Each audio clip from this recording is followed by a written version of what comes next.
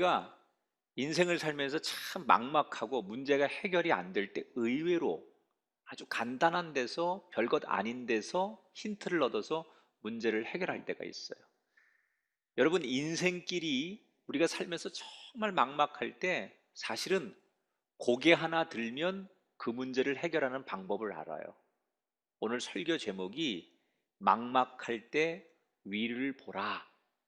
여기에 오늘 제가 드리고 싶은 메시지가 있어요. 따라합시다. 막막하면 위를 보라. 이 땅이 정말 답답하고 도무지 사방팔방 길이 안 보일 때 그저 눈을 들어 위를 보는 것으로 문제가 해결될 수 있다는 거예요. 오늘 그러한 이야기가 성경에 등장하는데 창세기 32장의 야곱의 이야기예요. 지난 시간에 야곱이 그 지긋지긋한 악연의 관계였던 삼촌 라반과 화해를 하고 홀가분한 마음으로 고향으로 돌아가는 이야기에서 오늘의 성경이 시작되죠. 자, 32장 1절에 야곱이 길을 가는데 하나님의 사자들이 그를 만난지라. 이제 정말 마음에 그런 앙금이나 불편함 없이 고향으로 돌아가는 도중에 하나님께서 야곱에게 뭘 보여주시느냐? 천사들을 보여주는 거예요. 그런데 이 천사가 어떤 천사냐? 마치 군대처럼 많은 천사들이 딱 정리정돈된 상태에서 두 그룹으로 야곱에게 나타나는 거예요. 하나님께서 고향으로 돌아가는 야곱에게 군대 같은 천사들을 보여주신 의도는 간단해요. 내가 어디를 가든지 무슨 일을 만나든지 내가 너를 지킬 것이고 너와 함께 할 것이니 안심하라. 그런 뜻이에요.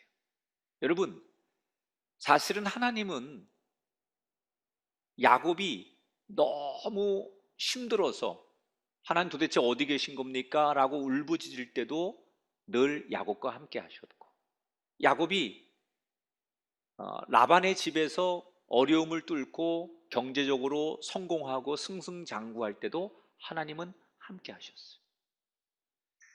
때로 많은 사람들이 내가 잘 되고 기뻐할 때도 하나님은 우리를 떠나지 않아요. 아니, 반대로 내가 계획하던 일이 잘 안 돼서 울고 외롭고 힘들 때도 하나님은 우리를 떠난 적이 없어요. 혹시 이 자리에 오늘도 인생의 한숨을 짓고 계신 분이 계시다면 여러분의 영안의 눈이 열려서 나와 함께 하신 하나님을 보게 되기를 축원합니다. 자, 야곱은 자기 눈앞에 펼쳐진 이 엄청난 하나님의 천사들 군대를 보면서 깨닫게 되지요. 아, 하나님의 군대가 나를 지키고 있구나. 그래서 야곱이 너무 감사해서 그 하나님의 천사들 군대를 목격한 그 자리에 이름을 하나 붙입니다. 마하나임. 이 마하나임이라는 얘기는 군대들이라는 뜻이거든요. 그래서 하나님이 나와 함께 하시니 걱정 없어, 이 담대한 마음을 가지고 계속 부모님이 계신 고향으로 가게 되는 거예요. 그런데 얼마 뒤에 이 자신감을 가지고 발걸음을 옮겼던 그에게 엄청난 충격적인 소식 하나를 접하게 돼요. 근데 그냥 이 소식은 그냥 들리는 얘기가 아니라 하늘이 무너지는 것 같은 소리예요. 야곱이 고향에 가려면 요단강 동편으로 이렇게 내려가서 적당한 곳에서 요단강을 건너야 돼요. 그런데 이 요단강을 건너는 길목이 지금으로 말하면 에돔 지역이거든요. 그런데 이 당시에 그 요단강 동편 지역의 절대 권력자, 가장 힘이 있는 사람이 누구였느냐? 하필이면 자기 형 에서예요. 그러니까 이 에서의 허락 없이는 이걸 건널 수 없어요. 에서는 20년 전에 자기가 사기를 쳐서 장자권을 빼앗아서 형 때문에 도망갔던 바로 그 사람 아닙니까? 그런데 어떻게 됐는지 20년 만에 그 지역에 가장 힘있고 능력 있는 권력자가 되어서 형이 거기를 지키고 있는 거예요. 야곱이 자기가 할 수 있는 모든 지혜를 다 짜내는 거예요. 자, 여러분, 야곱이 이제 할 수 있는 건 다 한 거예요. 최선을 다했어요. 형이 온다고 하니까 벌벌 떨고 숨어 있으려고만 하지 않고 자기가 할 수 있는 최선을 다했습니다. 이제 야곱은 끝난 거예요. 최선을 다했으니까. 그런데 최선을 다한 뒤에 야곱은 한 가지를 더 해요. 자, 자기가 할 수 있는 모든 걸 다 했는데, 인간적인 방법을 더 이상 할 게 없는 줄 알았는데, 그는 마지막에 한 가지를 더 하기 시작해요. 그게 9절부터 12절에 나오는 말씀이에요. 제가 요약해서 말씀을 읽어드릴게요. 야곱이 또 이르되 여호와여 주께 간구하오니 내 형의 손에서 에서의 손에서 나를 건져내시옵소서. 따라합시다. 주께 간구하오니. 간구했다는 얘기는 기도한다는 얘기예요. 하나님, 제가 너무 두렵고 너무 무섭습니다. 저를 지키시고 저에게 길을 열어 주옵소서. 아니, 자기가 인간적으로 할 수 있는 방법을 다 동원해서 1단계, 2단계, 3단계까지 대비책을 세워놓고 만약을 대비해서 여러 가지 모든 걸 다 해놓고 왜 마지막에 기도를 하는 걸까? 이건 야곱의 경험 때문에 나온 거예요. 지난 20년 동안 야곱이 깨달은 게 있었어요. 자기가 아무리 머리가 좋고 계획을 잘 세우고 일이 잘 되는 것 같아도, 그래서 아버지를 속이고 형을 속이고 또 라반의 집에 가서 라헬을 아내로 맡기 위해서 자기가 생각한 모든 것이 잘 되는 것 같아도 마지막에 하나님께서 하늘의 길을 열지 않으면, 하늘의 문을 열지 않으면 아무것도 아니라는 걸 알았어요. 아무리 세상적으로 내가 머리가 좋고 주변의 모든 상황이 잘 되는 것 같아도 마지막 그 순간에 하늘의 문이 열리지 않으면 이 땅의 모든 계획들이 한낱 먼지처럼 사라진다는 것을 야곱은 지난 20년을 통해서 깨달은 거예요. 그래서 기도하지 않을 수 없었던 거예요. 이렇게 야곱은 자기가 할 수 있는 인간적인 최선을 다한 다음에 마무리 기도를 하는 거예요. 이제 가족들도 다 떠났습니다. 혼자 약복강 부근에서 그 밤을 서성이는 거예요. 그런데 잠을 이룰 수 없어서 서성이고 있는 그때, 여러분 생각해 보십시오. 그때는 전기불도 없고 아무것도 없어요. 정말 그 강가 주변은 진흙같이 어두운 거예요. 그런데 갑자기 난데없는 일이 하나 일어납니다. 24절을 볼게요. 어떤 사람이 날이 새도록 야곱과 씨름했다. 갑자기 검은 그림자 물체 하나가 딱 나타나더니 야곱을 덮치는 거예요. 그리고 야곱을 때리기 시작하는 거예요. 성경에서는 이 사람이 밤새도록 야곱과 씨름했다 그러지만 이 말은 요즘 말로 말하면 격투기예요. UFC 같은 거예요. 씨름도 하고 때리기도 하고 막 그냥 정말 죽일 듯이 상대가 달려들어서 야곱을 때리기 시작하니까 야곱이 죽을 것 같으니까 결사적으로 본능적으로 살기 위해서 자기를 공격하는 사람을 같이 때리고 같이 뒹굴고 같이 발로 차고 욕하고 난리가 난 거예요.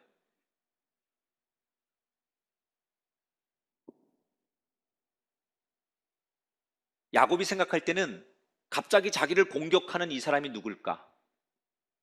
형이 보낸 자객일까?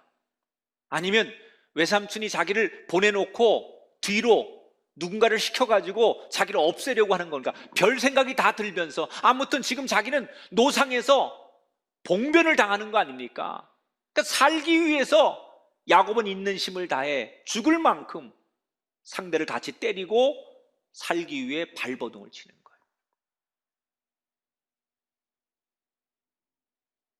그런데 그렇게 막 욕하고 소리 지르고 막 비명소리가 들리고 막 서로가 막 그러는 거 아니에요?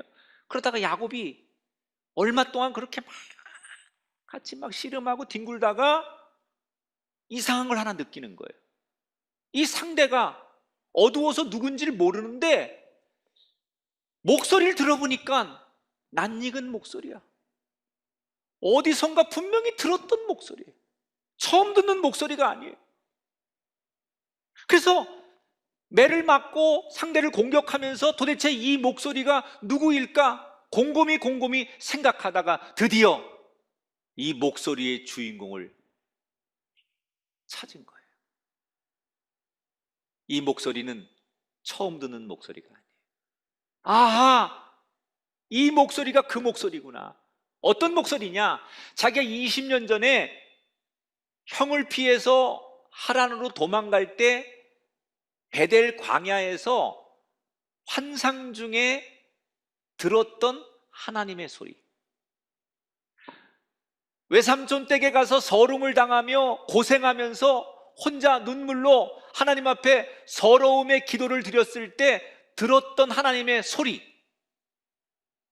그 소리하고 똑같은 소리예요. 그러니까 누구예요? 지금 자기에게 와서 공격하고 자기를 때리는 이 존재가 누구예요? 하나님이 육신의 몸을 입고 자기에게 오신 거예요. 그런데 여러분, 하나님이 인간하고 싸운다는 게 말이 됩니까?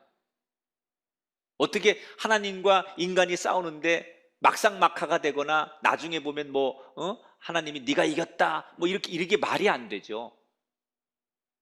말이 안 되는 거예요. 하나님이 의도를 가지고 지금 인간의 몸을 입고 야곱에게 오신 거예요. 야곱은 지금까지 어떤 사람이었어요? 아버지를 속이고 형을 속이고 외삼촌 댁에 가서도 사기치고 성공을 위해서 자기의 목표를 위해서는 항상 씨름의 기술처럼 뒤집기 해서 자기가 이기고 승리하고 뭔가를 빼앗았던 사람. 야곱의 본성이 마치 씨름의 이 기술과 가장 흡사했던 인생, 그렇게 살아왔던 사람이에요. 그러니까 단순히 하나님께서 찾아오셔서 야곱을 때리거나 운동하자고 하는 게 아니라 지금 이 과정을 통해서 네가 살아온 인생이 어떤 인생이고 너라고 하는 존재의 본성이 뭔가를 가르쳐 주시는 거예요. 이때부터 야곱의 태도가 달라지죠. 이게 무슨 적이 아니라 하나님이 자기에게 오신 걸 아는 순간부터 야곱은 목숨을 다해 하나님을 붙들기 시작해요. 그때부터 하나님을 안 놓는 거예요. 그런데 얼마나 시간이 빨리 지났는지 저 멀리서 해가 뜨는 거예요. 이때 하나님께서 갑자기 손을 들어서 마지막으로 야곱의 엉덩이 뼈를 칩니다. 그리고 뼈가 부러지는 소리와 함께 외마디 비명을 지르며 야곱이 나뒹굴어지기 시작하는 거예요. 못 일어나는 거예요. 여러분, 이 엉치뼈 여기인데 여기를 친다는 건요, 사람이 이 상체와 하체를 연결하는 가장 기본적인 힘의 근원은 엉치에서 나오는 거예요. 그 사람이 걸어야 되거든요. 건강하려면 이 하체가 받쳐줘야 되고 이 하체의 힘을 통해서 상체와 연결되는 뼈가 이 엉치뼈인데 여길 치신 거예요. 하나님께 힘의 근원을 치신 거예요. 그래서 이게 뼈가 부러지니까 꼼짝을 못하는 거예요. 그런데 그렇게 고통스럽고 힘을 쓸 수 없는 상황에서도 야곱이 하나님을 필사적으로 붙들고 눈물 범벅이가 돼가지고 소리 지르는 거예요. 하나님 이대로는 못 가십니다. 그러면서 야곱이 울기 시작하는 거예요. 여기 뼈가 부러져가지고 너무 고통스러운데 손으로는 하나님을 붙들고 안 놓는 거예요. 여러분, 야곱은 피도 눈물도 없는 사람이에요. 성공을 위해서 아주 독한 사람이에요. 그런데 지금 하나님 앞에 이 엉덩이 뼈가 부러지면서 하나님이 부러뜨린 그 고통을 통해서 죽을 것 같은 그 상황에서 죽을 힘을 다해 하나님 앞에 매달리는 거예요. 뭐라고요? 하나님 잘못했어요. 하나님 한 번만 용서해 주세요. 하나님 살려주세요. 누구 앞에서 야곱은 이렇게 울면서 살려달라고 고백했던 적이 없는 사람이에요. 그런데 가장 자기가 믿었던 이 엉덩이 뼈가 부러지면서 이젠 더 이상 걸을 수도 버틸 수도 없는 상황에서 그가 하나님 앞에 처절하게 눈물로 살려달라고 잘못했다고 회개를 하기 시작하는 거예요. 목숨을 걸고 결사적으로 하나님을 놓지 않으니까 하나님이 마지막으로 야곱에게 물어요. 내 이름이 뭐냐? 여러분, 정말 하나님이 야곱의 이름을 몰라서 묻는 게 아니에요. 야곱인 줄 알고 오셨는데 내 이름이 뭐냐? 몰라서 묻는 게 아니에요. 야곱인 줄 알아요. 그런데 내 이름이 뭐냐라고 질문하세요. 이것은 단순히 야곱의 이름을 확인하려고 하는 게 아니라 네가 지금까지 어떤 인생을 살았느냐를 다시 묻는 거예요. 예, 하나님, 제가 야곱입니다. 야곱이란 이름은 어떤 거예요? 사기치고 등쳐먹고 거짓말하고 성공을 위해서는 부모도 형제도 다 버리는 사람, 그게 야곱의 인생이고 그가 살아왔던 인생이잖아요. 하나님이 너 묻는 거예요. 넌 어떻게 살아왔느냐? 네 과거가 뭔지 아느냐? 너를 돌아볼 수 있느냐? 네가 어떤 존재인지 인정하느냐? 그 이름을 물으면서 하나님이 그 질문을 하는 거예요. 야곱의 솔직한 대답을 듣길 원하시는 거예요. 제가 야곱입니다. 이런 놈이었습니다. 하나님, 저는 죄인 중에 괴수고 죽어 마땅한 놈입니다. 이 고백을 하나님이 듣고 싶었던 거예요. 근데 야곱이 눈물로 그 고백을 하는 거예요. 하나님, 저는 나쁜 놈입니다. 하나님, 저는 죽어 마땅한 놈입니다. 전 야곱입니다. 그리고 하나님 펑펑 울면서 자신의 이름을 이야기하니까 하나님께서 너의 이름을 야곱이라고 하지 말고 지금부터 너의 이름은 이스라엘이다. 솔직한 그의 고백을 듣고 하나님께서 그를 축복하시는 거예요. 네 과거는 다 용서되고 잊고 하나님과 겨루어 이겼으니 너의 이름은 이스라엘이다. 이건 물리적으로 하나님을 이겼다는 게 아니에요. 어떻게 인간이 하나님과 씨름해서 하나님을 물리적으로 이겼다는 게 아니라 목숨을 걸고 하나님을 그 상황에서도 부르짖고 자신의 죄를 철저히 회개하고 돌아서는 그를 보면서 하나님의 마음이 움직였다는 거예요. 그래서 야곱을 축복하는 거예요. 하나님께서 내가 너를 지키고 내가 너를 인정하고 내가 너를 축복하면 세상에 아무리 무서운 존재 너 형일지라도, 아니 더한 존재일지라도 더 이상 두려워하지 말고 담대하게 살아가라. 이렇게 격려하고 힘을 불어넣고 축복을 하는 거예요. 그날 밤 야곱은 인생의 가장 큰 걸 잃었죠. 이 엉치뼈가 나가면서 평생 그날 이후로 한쪽 다리를 절고 지팡이에 의지하는 장애인이 됩니다. 그러나 그는 건강을 잃었지만 평생 가장 큰 걸 얻었어요. 그게 뭐예요? 불과 몇 시간 전만 해도 두려움과 불안함과 벌벌 떨고 어찌할 바를 몰라 하던 그의 인생길에 더 이상 두렵지 않고 담대하고 평안하고 기쁨으로 인생을 살아가는, 다리 하나는 잃었지만 그의 마음에 천국을 소유하고 하나님이 내 편 되심을 확신하며 살아가는 절대의 은혜가 그에게 자리 잡기 시작하면서 오늘의 이야기가 끝나요. 자, 여기서 제가 마지막으로 여러분과 나누고 싶은 주제는 이거예요. 야곱은 오늘 하나님을 처음 체험한 겁니까? 아닙니다. 20년 전에도 만났고 하란 땅에서 하나님을 만났고, 아니 지금 삼촌과 헤어지고 고향으로 돌아가면서 하나님이 천사들을 통해서 하나님의 군대가 너를 지킨다는 것까지 보여주고 하나님을 체험했어요. 많은 하나님을 만난 기회가 있었어요. 그런데 그렇게 하나님을 많이 체험하고 하나님을 만났지만 야곱의 인생은 진정으로 변화되지 않았어요. 언제 야곱이 진짜 바뀌느냐? 그 약복강에서 내 이름이 야곱입니다.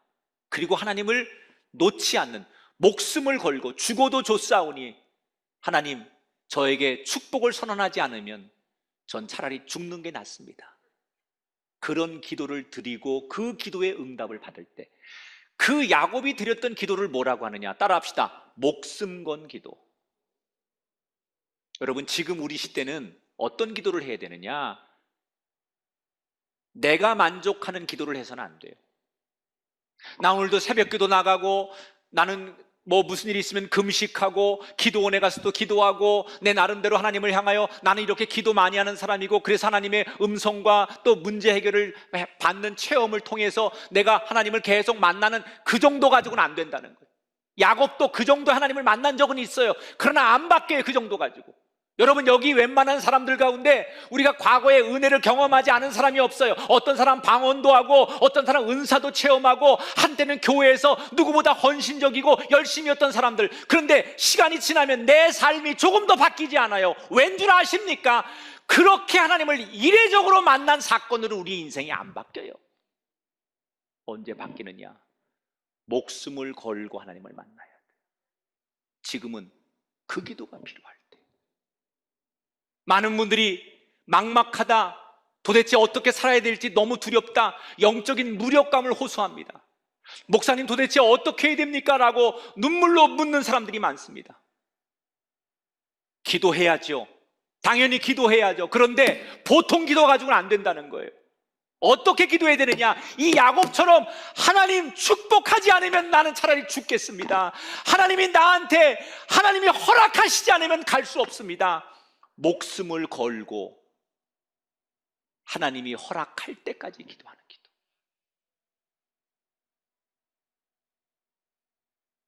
그저 새벽 기도 한번 나오고 예배 시간 잠깐 나와서 기도하는 그런 기도 말고, 하나님이 네가 이겼다. 그건 물리적으로 야곱이 이겨서가 아니라 그의 간절함, 그의 진심을 하나님이 알았기 때문에 하나님이 마음을 열고 받아들이는 그 기도. 나는 오늘 이 예배를 드리는 모든 성도에게 하나님을 대신하여 이렇게 전합니다. 하나님은 여러분에게 네가 이스라엘이다, 이렇게 말씀하고 싶어 해요.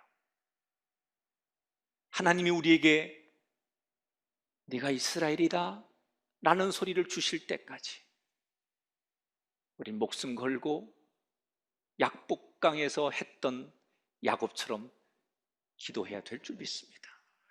지금 우리 성도들 가운데는 약복강에 홀로 놓여진 사람이 얼마나 많은지 몰라요.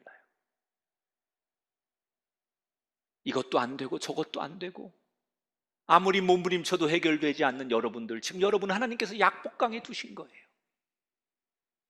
뭘 하시겠어요?